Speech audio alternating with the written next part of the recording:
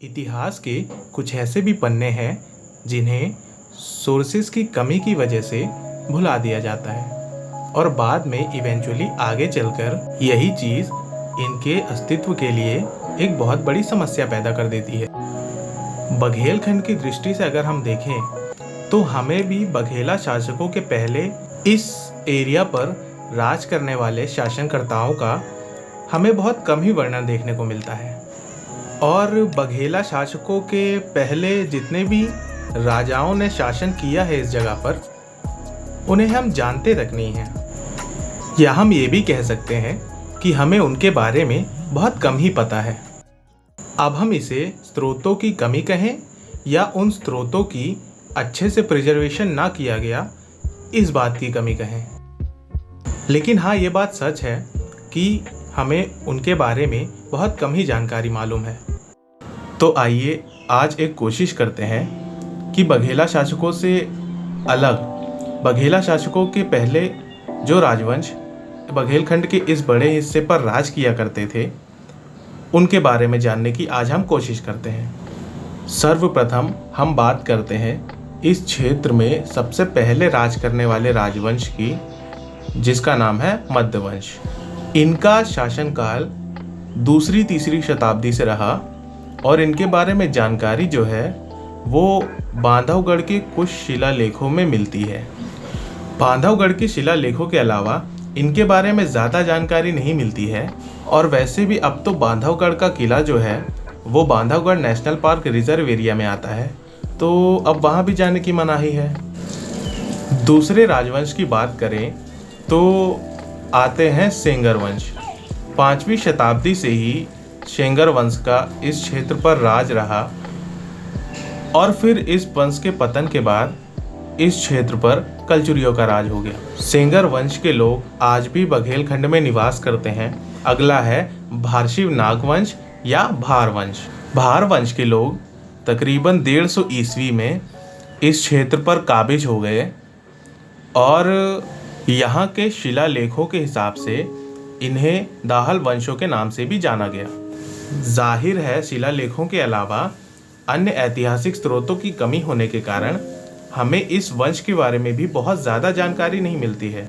हाँ, ये बात भी ज़रूर पता चलती है कि 5वीं शताब्दी के पहले और 5वीं शताब्दी गुप्त काल के पतन के बाद भी इस राजवंश का अस्तित्व मिलता है और इन्हें उस समय पर परिव्राजक के नाम से जाना जाता था। अगला वंश है कलचुरी वंश। कलचुरी वंश के लोगों का बघेलखंड में आगमन 9वीं शताब्दी ईस्वी में हुआ था। कलचुरी वंश को चेदी वंश भी कहा जाता था। इन लोगों का राज्य चंदेल राज्य के दक्षिण में था और इन लोगों की राजधानी जबलपुर के पास त्रिपुरी थी। कलचुरी वंश के लोग धार्मिक होने के साथ साथ भवन निर्माण के भी अत्यधिक शौकीन थे। गोरगी, शहडोल, गुढ़, महसाव आदि ऐसी कई जगहों पर उनके द्वारा बनवाए गए मठ मंदिर हैं जो उनके स्थापत्य कला का वर्णन करते हैं। अब जैसा कि मैंने बताया कि इनका आगमन 9वीं शताब्दी ईस्वी में बघेलखंड में हुआ था, तो इनके पहले कलचुरी नरेश जिनका नाम युवराज देव प्रथम ने 915 से लेकर 941 ईस्वी तक इस क्षेत्र पर राज किया। इनके सबसे शक्तिशाली एवं पराक्रमी राजा गंगेव देव ने इस क्षेत्र पर 1015 ईस्वी से लेकर 1041 ईस्वी के आसपास तक राज किया। इनके शासनकाल में अमरकंटक, सुहागपुर एवं मड़ई की मंदिरों का निर्माण हुआ। राजा गंगेय देव के उत्तराधिकारी राजा कर्ण, जिनका शासनकाल 1041 ईस्वी से लेकर 1070 ईस्वी तक रहा, इनके बारे में कहा जाता है कि अमरकंटक का कर्ण मंदिर इनके द्वारा बनवाया गया था। लेकिन राजा कर्ण को चंदेल राजा कीर्तिवर्मन द्वारा हराए जाने के बाद कलचुरियों का वंश कमजोर पड़ गया।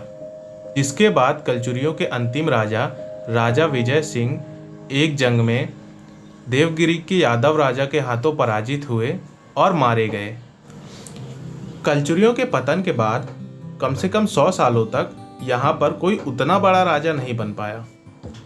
सब अपने छोटे छोटे राज्यों में विभाजित थे।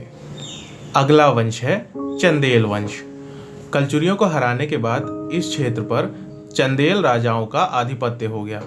चंदेल वंश वाले राजा मुसलमानों से पराजित होकर पूर्व की ओर हटाए थे और इधर पर आकर उन्होंने नर्मदा के उत्तरस्थ देशों को कलचुरियों से छीन लिया था। 1175 से लेकर 1195 के सभी ताम्रपत्रों से हमें ये जानकारी मिलती है कि सभी में कलचुरियों को अपना आधिपत्य माना है। लेकिन उसके बाद सन 1212 में रीवा के आसपास के क्षेत्रों पर चंदेलों ने राज कर लिया था।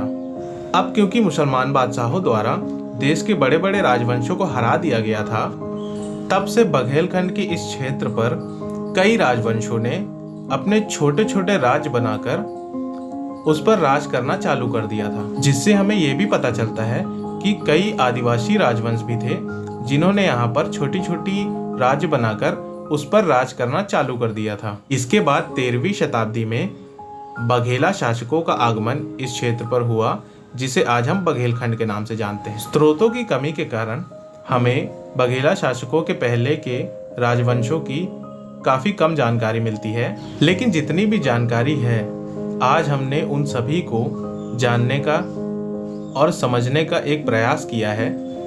इसके बाद हम जानेंगे बघेला शासकों के क्रमशः उत्तराधिकारियों के बारे में।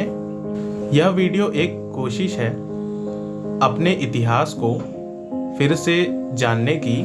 अगर ये वीडियो आपको अच्छा लगा हो तो इसे लाइक कर देना, और ज़्यादा ही अच्छी लगी तो कमेंट भी कर देना कि आपको इन जानकारियों के बारे में मालूम था या नहीं। और इन सारी जानकारियों के अलग से कोई और भी जानकारी अगर आपके पास हो तो वो भी लिख देना, ताकि बाकी लोगों को भी उसके बारे में पता चले।